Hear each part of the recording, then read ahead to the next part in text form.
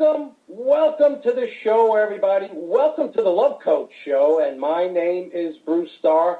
It's great to have you here, and I am thrilled to have an incredible guest on my show today. Dr. Bernie Siegel is going to be my guest, and he, in 1986, Dr. Bernie wrote a worldwide bestseller called Love, Medicine, and Miracles. And I've got to tell you, Dr. Bernie, that when I would go to people's homes, if I would pass by a garage sale, your book was everywhere. Everybody read your book, and rightfully so. It was an unbelievable book that rocked the world at that time when he wrote that love can heal all ills. In 1976, Dr. Bernie reached a national and then international audience when he began talking about patient empowerment and the choice to live fully and die in peace. As a physician who has cared for and counseled innumerable people whose mortality has been threatened by illness, Dr. Bernie embraces a philosophy of living and dying that stands at the forefront of the medical ethics and spiritual issues that our society still grapples with today. We need you more than ever, Dr. Bernie Siegel. Thank you for being on the show. Well, thank you. Times are changing. What's interesting to me is seeing books come out now with titles that never would have happened 20 and 30 years ago. But you know what was really interesting was I was a surgeon. I'm still a doctor, but not practicing surgery anymore. But the thing that I found fascinating is I began to discover things because of working with Elizabeth Kubler-Ross, working with drawings, dreams, guided imagery, all kinds of things. And I thought I was discovering things that nobody knew about because nobody ever mentioned them in medical school or any part of my training. When I began to send them to medical journals, they said it was interesting but not appropriate. When I sent them to her as appropriate, they said, yeah, it's appropriate, but it's not interesting. We know all this. And those were psychotherapy journals. And I always remember and mention that Carl Menninger, the psychiatrist who became a friend of mine and helped support me, when I sent him Love, Medicine, and Miracles to review, he wrote back saying, Bernie, I was just going to write a book called 10 Hopeless Cases. These are 10 people who are supposed to be dead and they're alive and well today. But I'm not going to write it because you just did. Boy, that really hit home. And there were other books by psychiatrists, The Will to Live, You Can Fight for Your Life. But these were things that were not presented to you in medical school or were you ever taught about. And, yeah, it got me angry. I wrote to medical schools. I wrote to deans, and nobody answered me. And I mean that literally. You write saying, you made me a wonderful surgeon, but I don't know how to take care of people, and I don't know how to take care of myself. And they didn't even write back. I mean, now the schools are beginning to do things to get students aware of the biggest problem, and I mean that literally. Why did you become a doctor? And the answers are not about people. I love the human body. It's fascinating. Draw yourself working as a doctor. The only person in it is the person who drew the picture with a diploma on the wall behind them and a desk in front of them. No people, no patient. I mean, I have one drawing that I show, and it's in my latest book, I think, where there isn't even a human being in the picture. And the instructions were draw yourself working as a doctor. It's all equipment. So then you begin to realize you're not going to be happy as a doctor because people show up. And the people aren't going to be happy because you're not taking care of them. You're treating an illness, not a person, not their experience, not their life, any of those things. And I became a doctor for what I called healthy reasons. What I mean by that is I wanted to help people. I wanted to fix things. I was an artist as a kid, so I liked using my hands, and surgery seemed like a wonderful thing. I could help people, by actually doing something. But the pain came, and why I began to talk to Elizabeth Kubler-Ross was because I realized you can't cure and fix everything. And even some of your procedures lead to more trouble and complications for the patients. And then I had spiritual questions like, why would God make a world like this with all this trouble? I did a lot of pediatric surgery. I was trained in that. And I love working with kids, and suddenly I realized, why would God do this to children? All these anomalies, cancer, all kinds of problems that they need fixed. And those are questions that are never discussed in medical school. And those are things I had to pursue to help me reach peace, so to speak, within. Because back to people, one of my patients was a veterinarian, and I said to him, I'd like to quit medicine and become a veterinarian. It'll be less painful for me. And he said, don't. People bring the pets in. And he helped wake me up to caring for people. And then the ultimate change in my life came when I attended a workshop by Dr. Carl Simonton. He wrote a book, Getting Well Again, was teaching imagery and empowering cancer patients. Now, when I saw it advertised, my assumption was he's a radiation therapist running this conference. It's 4 doctors. I signed up for it. It was a weekend workshop in Connecticut. When I got there, there were 125 people in the room. I was the only doctor. There were like 3 psychologists, and all the rest were cancer patients. That blew my mind. Not one freaking doctor in Connecticut who's taking care of cancer patients even showed up. See, it's like he's crazy. That stuff doesn't mean anything. But what changed me was all my patients are sitting around me. You know, suddenly I'm with them. There's nothing separating us. And one of them, these were her exact words, and I keep saying I wish I could find her. She said, Bernie, you're a nice guy. I feel better when I'm in the office with you, but I can't take you home with me. So I need to know how to live between office visits. That changed my life because I thought if I can help people live, I'll feel better. You know, I may not cure a disease, but I'm helping them get through the day. And so we sent out 100 letters to people with cancer from our office saying, you want to live a longer, better life, come to a meeting. I'm expecting hundreds of people to show up, bringing friends, neighbors, relatives, and less than a dozen women came to the first meeting. And that woke me up to that I don't know the people I'm taking care of. I'm offering them a longer, better life, and they don't show up. It's like, what's wrong with you? What are you afraid of? And that's when you realize people are afraid, what will he ask me to do? I could do, you know, like draw a picture. I'm not an artist. Yeah, another picture that's in my latest book, The Art of Healing, is I had my 10-year-old, there's a drawing of this woman. Under it, it says, I had my 10-year-old son do this because I'm not good at drawing. Now, she's supposed to deal with cancer, and she's afraid to do a drawing? I mean, is that a survivor? And I may add, her son put a big head on her and a big smile, which said to me, she's denying everything, and she's living in her head, you know, not paying attention to her feelings. And that's why she won't draw a picture. See, I may fail in the art class, but hey, we're asking you to participate, take responsibility. It's not about failing, it's about participating. That's why I always say death is not a failure, it's inevitable. But living is the problem. And when you help people live, then it gives them a physical benefit. I always say, good old Monday morning, more heart attacks, strokes, suicides, and illnesses. See, but if you get up loving life, your body gets a very different message. And that's what so many of the new books are talking about healing without medicine, about you being the placebo. You know, in other words, your mind and your thoughts. Yeah, I mean, the other side of the coin, why I never stopped talking, people who thought they were being treated with chemotherapy and radiation, the doctors didn't realize that they had made mistakes and that the people were not being treated, see?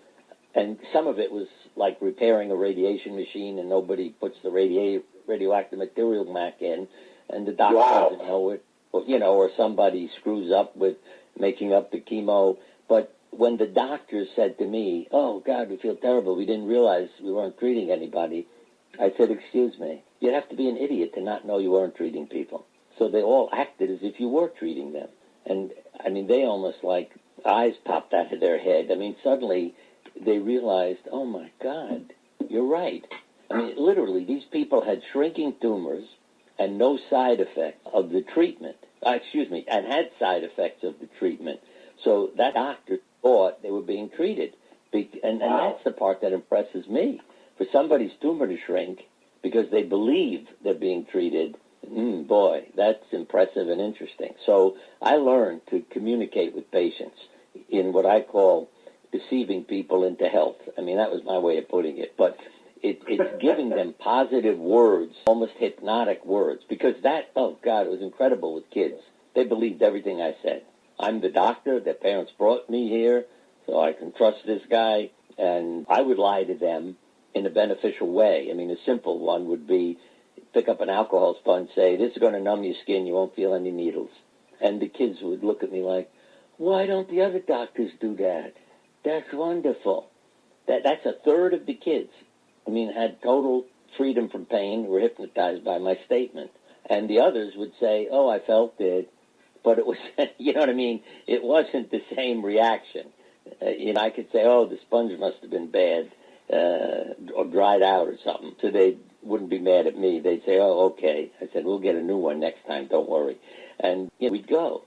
But it was amazing how you could help the kids with suggestions, with your words, as I said. They're coming from an authority figure. And I would tell the parents to do the same thing. I'd say, get a bottle of vitamins and put a new label on it, like hair-growing pill, anti-nausea pill, pain pill. And when your child complains, give them a vitamin.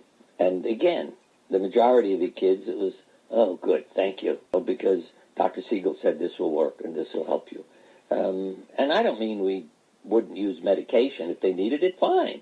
But to be able to do this made it a lot easier for parents and myself to manage the kids and care for them. And when the adults had faith in you, the same kind of thing could be done too. But adults, are thinking more than the kids. And so you have to put in a lot more effort to get them to participate. Dr. Bernie, you brought up something so important for me personally as someone who's doing relationship coaching work, and I'm really doing, really breakthrough stuff that no one else has written about. We could talk about that some other time. As a matter of fact, I really like to. But what you said to me really, really helped me. When you said that you invited 100 people who were all struggling with overcoming cancer, and you thought maybe 100, maybe even more would show up, and only 12 showed up, I'm getting the same kind of reaction when I'm telling people, I can help you with your relationships. I can help you open up your heart to love. All right. Let me tell you. They're afraid to participate. Yeah. One is, from the standpoint of relationships, and you can point this out to people, women with the same cancers as men live longer. Married men live longer with the same cancers than single men. Smoke as much, have less lung cancer. Have a dog in your house after a heart attack. There's a 5% mortality rate at 1 year. No dog in the house, 26%. You see, part of the problem is doctors as well as the people. There was a recent study that showed people in a healthy marriage were healthier, lived longer, etc. The doctor reporting it said, it must be because there's somebody else in the house telling you to take care of yourself. That's the idiotic part when you don't understand people. I said, okay, so if there's a dog in the house, then it's because you're not doing the right thing. The dog growls and bites your leg. Say, you didn't exercise. The dog bites your leg, so now you have to go walk. I mean, it's so idiotic. Or another doctor said the reason women live longer than men, it must be that their hormones, estrogen and progesterone, are protecting them against this type of cancer he was discussing. I said, excuse me, because they were the female, hormones. I said, married men live longer than single men with the same cancer. So is sleeping with estrogen and progesterone what's protecting them? Then everybody burst out laughing. But, it's just nuts that doctors are not taught the vital force that is in relationships. And I may add, it's not just with people. As I said, it's pets. I know studies done in nursing homes where giving you responsibility for a plant led to your living longer versus across the hall they were told we're decorating your room. You don't have to water it or take care of it. The people who lived longer were the ones who were told you have to take care of the plant. So it goes on and on. But the problem is your first relationship with your parents. You are asked, did your parents love you? See, I can tell you that the people who came to the support group, if I said, did your parents love you, they'd say yes. Go to an assisted living facility, 80, 90, 100-year-old. Say, did your parents love you? Almost every hand in the room goes up. Say, go to a high school. Say, did your parents love you? And you get the opposite reaction. Ask kids at a high school to write suicide notes. They write 5 pages. Say, why I ought to kill myself. Ask them to write a love note. they write a page, maybe why I'm worth loving. And that's the problem. I always say the biggest public health issue on the planet is parenting. Harvard students were asked, did your parents love you? No. 98% had suffered a major illness by middle age. Did your parents love you? Yes. 25% had suffered a major illness. So I was saying, what you need to do is reparent these people you're trying to help. And literally, this is a statement from a suicidal teenager, and I've learned to tell this to people all the time now. She's talking to me, and she said, you're my CD. I said, what are you talking about? I'm a CD. She said, you're my chosen dad. Boom. See? She learned I loved her. And I always say, it doesn't mean I have to like her or how she's behaving, but she knew I loved her. I really cared about her and didn't desert her. The opposite of love is indifference, rejection, and abuse. Most people don't understand that. They think fear and hate, and no. So when you grow up with rejection and somebody says, let me help you with your relationship, hey, I'm not going to work at that. Or I don't want to be hurt again. I mean, listen, it's hard for me to not keep telling you stories. One of the things I've learned is if you ask people, say, to describe what they're experiencing. In other words, if you came in and said, I just got a divorce, lost my job, I have cancer, what I say, look, I don't want the diagnosis.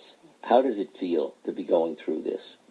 And this woman who had been screaming at her plastic surgeon after he removed her cancer, he asked me to talk to her. He said, it makes no sense, this woman screaming at me for making her ugly. And she came in the office, and I said to her, how would you describe what you're going through?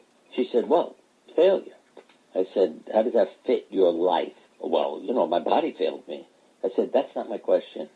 My question is, how does failure fit your life, that word? And she said, oh, my parents committed suicide when I was a child. I must have been a failure as a child. Changed her life. That 5 minutes with me, because she was afraid of relationships, new people, if you know what I mean. As she said, I know at work I know people's names, but I don't get closer to them than that. And that statement to me changed her life. And I've had the same thing happen with others. Our life is stored up in us. No, you might say, you want to help people with their relationships, help them with their relationship with themselves and what they have experienced that's still in them. As Alice Miller said, our childhood is stored up in our bodies. So you can repress it, trick your body with medication, but the paragraph ends with, and someday the body will present its bill, for it is as incorruptible as a child, who while still whole in spirit will accept no compromises, and it will not stop tormenting us until we stop evading the truth. And again, when you do studies with people, fill out a personality profile and draw a picture, and this is from psychiatrists with medical students down at Johns Hopkins, she learned, because she looked them up again 30 years later to see what happened, and she kept all the old pictures and personalities, that you could predict what diseases they were going to get and where they were going to get them, what part of their body, from the drawings and personality. Even Carl Jung, decades ago, diagnosed a tumor, a brain tumor from a dream. And again, those things are never told to you in medical school. So all that stuff is in us, all that wisdom and all that knowledge and things that we could use in a therapeutic way instead of letting them be destructive. Thank you for listening to WGSN-DB Going Solo Network with The Love Coach with host Bruce Starr. We're talking with Dr. Bernie-Siegel. Just such great stuff. Love your stories. So much respect for the work that you've done. But Dr. Bernie, let us know a little bit about you growing up. What was that? When did you get interested in medicine? And the other thing I want to ask is, what made you switch from being just an intellectual doctors, taking an intellectual approach to medicine, to letting the spiritual end kind of come in? But let's first talk about, you growing up, where you grew up, and what life was like. Well, Jung put it this way: the future is unconsciously prepared long in advance, and therefore can be guessed by clairvoyance. And I have to, as an aside, then I'll get into your question. One of my patients was a mystic, and she came in one day and said, now that I know you're not a normal doctor, I can bring you messages. And, it was incredible. She brought me messages about my future, like I'm going to write a book. I got 1 C in college in 4 years. You know what it was in? Creative writing. And when people said to me, you ought to write a book, after I was giving lectures, I said, I'm never going to write a book. I don't know how to, I'm not a writer. And she came in one day and said, Bernie, you're going to write several books. And I ended up writing books, and she would give me advance notice and phone calls telling me, I'm going to write another one. But let me start. I always really say my life should be a movie. My mother was sick, was not supposed to take the risk of becoming pregnant because it could cost her her life, okay, the added stress. But her mother talked her into it and fed her lying on the couch so she gained weight and, was able to handle the pregnancy. But then she went into labor, and I didn't come out after, God knows, a week or two. And they told her, you can't survive a cesarean section. We need to get him out of there. So she said, they pulled you out. And I did not learn this till I was an adult. I mean, I never questioned it as a kid. Or the pictures of a covered carriage, and not having any pictures of me in the family album. But anyway, my mother said they didn't hand me a child. They handed me a purple melon. And she said, we wrapped you in kerchiefs. We put you in a covered carriage and hid you behind the house so nobody would be upset looking at you. I said, then why am I not a drug addict or an alcoholic? If nobody was touching me, why did I survive? And my mother said, my mother took you. See, my grandmother took me. And that hit home to me because the ugly duckling didn't have a grandmother. He had to make it on his own. And I meet people, this is a quote, who say, my mother's words were eating away at me and maybe gave me cancer.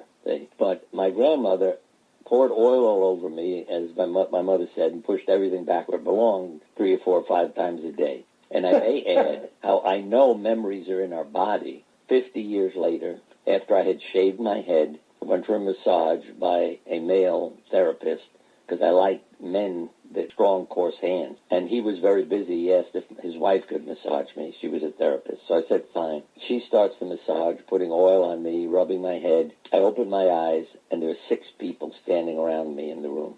I said, what the hell's going on here? They said, we thought you had a heart attack or a stroke. You left. We could not communicate with you at all. Wow. I said, I know.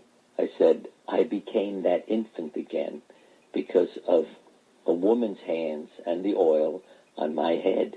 That, really impressed the hell out of me, proving to me that we store memories in our body. Just as organ transplants prove it too. People wake up with memories of the donor. But anyway, I grew up in a wonderful family, grandparents, lots of love, and what I call mottos to live by. If you ask my mother, what should I do what'll make you happy. Now, I didn't like that as a kid, because that was no help. I'm trying to make a decision, and all she says is, do what'll make you happy. Then you come back and say, you had a terrible day, what should I do? God is redirecting you, something good will come of this. Again, I go in my bedroom and talk to God, you got to give me a new mother. She doesn't help me with anything. And my father's father died when he was a kid of tuberculosis, no insurance, 6 children. And one day I heard him say, one of the best things that happened to me was my father dying when I was 12 years old. I said, Dad, I know the horror you lived through. What are you talking about? He said, it taught me what's important about life. And again, what he learned was, what was important was to help other people, not to have a fancier car and a bigger house. But something I just read the other day I loved. Superman's father, I think this is in the movie recently, the extraterrestrial father in Krypton, says to him, you're to go down there and help everybody be well. See, that was my father's attitude. That's Superman's father, too, saying, go down there and help everybody. And so I grew up with those messages. And my mother said when I was 7, I told her I wanted to be a doctor. I don't remember that at all. To me, I made up my mind. Again, I was an artist as a child. I didn't know artists made a living. This may sound crazy, but again, I'm growing up in Brooklyn. I didn't go to museums, art galleries. You're out in the street playing with the other kids. And I thought, gee, what if I was an artist? But then I thought, you'll end up being an interior decorator. How are you going to earn a living as an artist? I didn't know anything about a Picasso, say, or a Rembrandt, or a painting that's worth $1 million. Or I think I would have just kept painting and said, okay, let's sell these. And so I thought, okay, I got to do something, good for people, use my hands. And then it occurred to me, hey, surgery would be great. So off I went, and I was a bright kid, won scholarships, went to Cornell Medical School, and as I said, I cared about people. That was the part that I really felt such pain about, because in no way did I feel prepared to deal with this difficult world. So I began to look at spiritual things, too, and read them. Why would God make a world like this? And one of my workshop questions today is always, hey, if you could be God for a day, why would you want to be God? Most people answer, well, I fixed this, I stopped the war, blah, blah, blah, blah. And my answer is, that's wrong, see? Because the Baal Shem Tov, back in, God knows, 17 or 1800s, was watching Jews being persecuted. And he said, I wish I were God. And I was reading this story. And his students said, oh, you'd stop all this. He said, no, but I'd understand why. That hit home. And then I came across a story, The Next Voice You Hear, by Edward Albee. It's a humorous story. God talks to everybody. It was written back in the 40s. I don't know how I find these things. Well, it's no coincidence. Let me get back to that afterwards. But, it's no coincidence you open a book and read that. But God talks to everybody in every language at the same moment. So the world realizes this is not a joke. It's really God talking to everybody on the radio. And in it, God finally gets everybody together to listen and says, a perfect world is a magic trick. It is not creation. You're here to live and learn. And that helped me to understand it. What makes life meaningful is that it's not perfect. We are here to live and learn. So when somebody does show you some love and affection, it means something. If I always say in heaven, where I go to meetings a lot of times, the traffic is horrendous, because every time you come to a corner, everybody says, you go first, I love you. You go first, I love you. No, you go, I love you. And they all sit there telling each other, I love you, and nobody can move, because all the traffic is backed up. But here, when you pull up to a corner, like today, somebody did that with me. Stopped his car and waved to me, and I went ahead. And you thank him. It means something. He cared. And so here, in a sense, to be God with skin on and to help each other to heal. And you see, again, if we move up in consciousness, then the world becomes a better place, because consciousness does not die. Our bodies do, but our consciousness doesn't. And that, to me, is truly the explanation for past lives. I've had that experience, too. I almost choked to death as a 4-year-old on a toy, so I've had a body, near-death experience. I mean, that's why I say my life, I don't know who planned it, but oh boy, I have lived through these things and know they're real. I live by my experience is the way I put it. I mean, a friend asked me over the telephone one day, because I was so busy, why are you living this life? I went into a trance, and I couldn't believe it, just from that statement over a telephone. Now I keep thinking of all these kids, who at age 4 are playing the piano, age 6 are singing like opera singers, that they're bringing consciousness from an opera singer and a pianist with them. And so they're capable of doing things that others can't do. And I have consciousness, and you do, that lead us, like you want to help people with relationships. You could have had a past life with a horrible relationship, and you want to help people not live that experience, you see. I could have killed with a sword, want to come back and cure people with a knife. So all these things become meaningful. And one of our kids, as a matter of fact, at an art class, wrote words, words, words, words, with no space between the words, words, words. And I say to people, what do they become if you write that down? Words, words, words. They become swords, swords, swords. And when he brought that home from school, it was like he was giving me therapy. I realized my words can kill or cure people as a doctor. And I see that. I hear the complaints when doctors take your hope away. And I also hear people who are grateful for doctors who give them hope and a new life. Dr. Siegel, I know for me, like going through high school for me was kind of a fun. I really wasn't too driven. I really wasn't too directed. And it was just a good time, and I definitely knew I wanted to go to college, and I went to Northeastern University. What was high school like for you? Well, that's interesting. Glad you brought that up. I was a bright kid. I got good grades all the time. And I never really thought about it. high school in that sense, worrying about it. I don't know if you remember, they had rapid advancement back then. And so I skipped grades because I was doing so well. Junior high school, I think it was called 96, PS 96, and then Lafayette High School. But I didn't finish at Lafayette. My folks moved up to Westchester, so I went to a new school. But at the system, the rapid advancement in those days was you could do a year and a half in a year. In other words, they crammed things in. But that put me out of rhythm with the school system. It wasn't September to June because I was ahead. So when I moved to a new school system, I went to the principal. I said, "You're putting me in the wrong grade. I've done all this stuff." So he realized I was a capable kid and skipped me ahead. And so I graduated, I don't know, like a couple of years ahead of when I should have. So I was immature socially. And again, the principal said, "You should go to Colgate." I mean, they all became like my parent, if you know what I mean. Colgate University, it's in upstate New York. In those days, it was not co-ed. There was around maybe 1,200 students in the whole school. When you got there, all the faculty were like your fathers and, parents. And so I had all these professors who were always knew he's a bright kid, but he needs help. You know what I mean? He needs guidance and parents around him. Direction, huh? Yeah.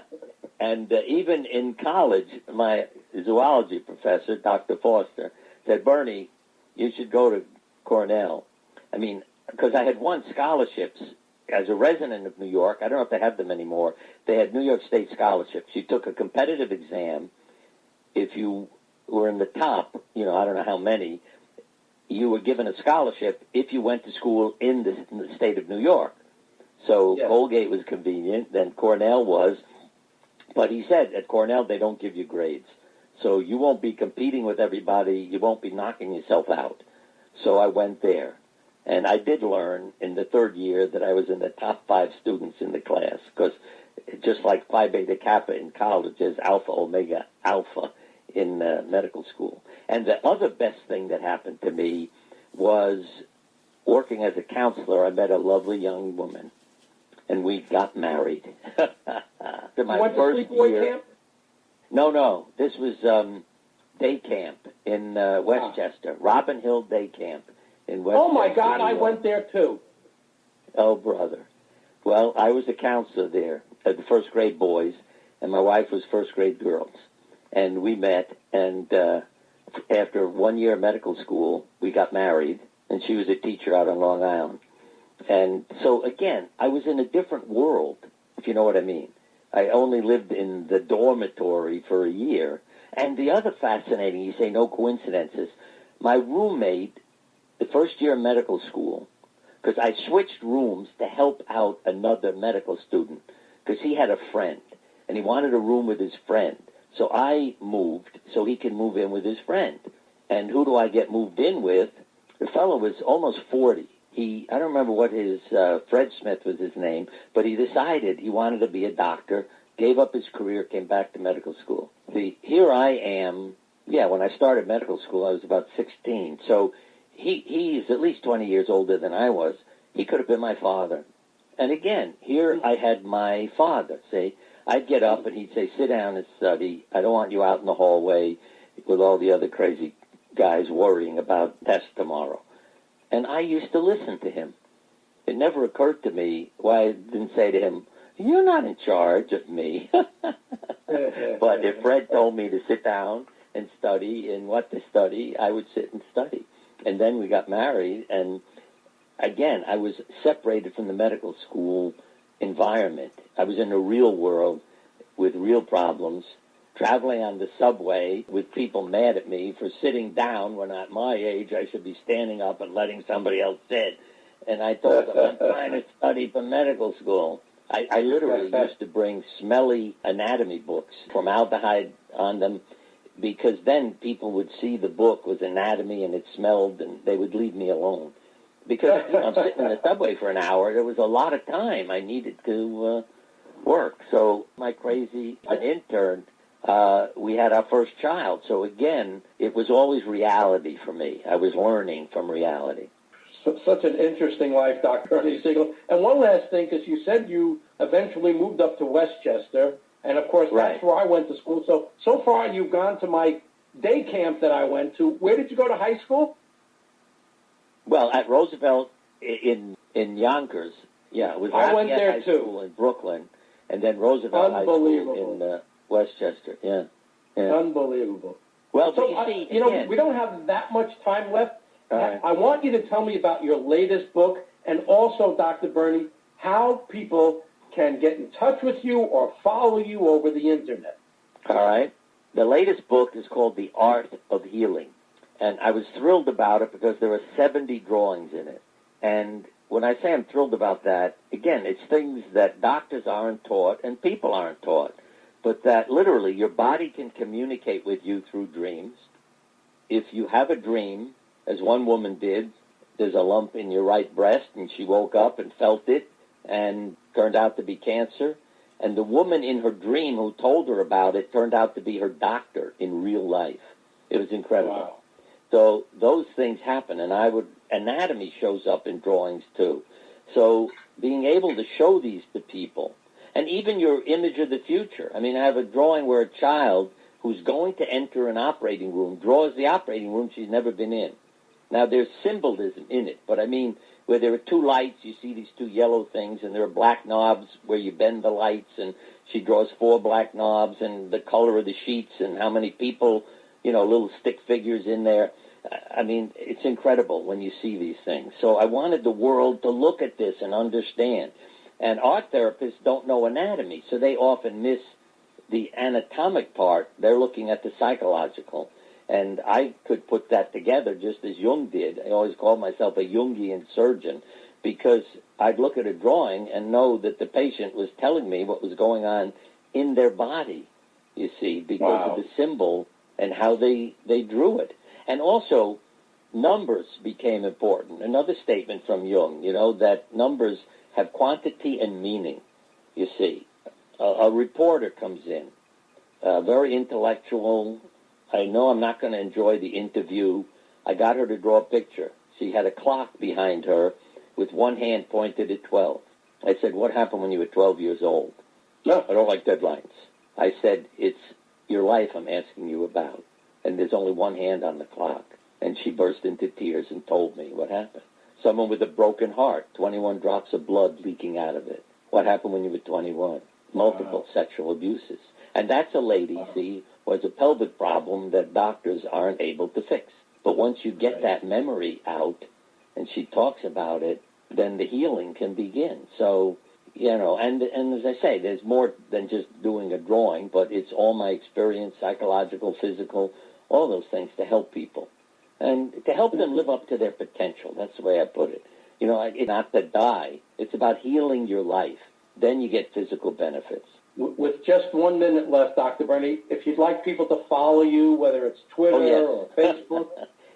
I'm on Facebook. I forgot what it's called, but the website is bernie-siegel-md.com and SIEGELMD.com, bernie-siegel-md.com. And you can contact me through it. There are loads of articles there about many of the things I've talked about, deceiving people into health, not fighting a war, but healing your life, and all kinds of things. What does every woman want? I mean, to help everybody with their lives and healing. Thank you, Dr. Bernie. What a great, great show. I so appreciate you being on the show. I hope you'll come back again. Dr. Bernie Siegel, thank you so much. You're listening to the Love Coach Show. My name is Bruce Starr. Thank you all for listening, and come on back again next time. Bye-bye, everybody. We got the kind that lasts forever.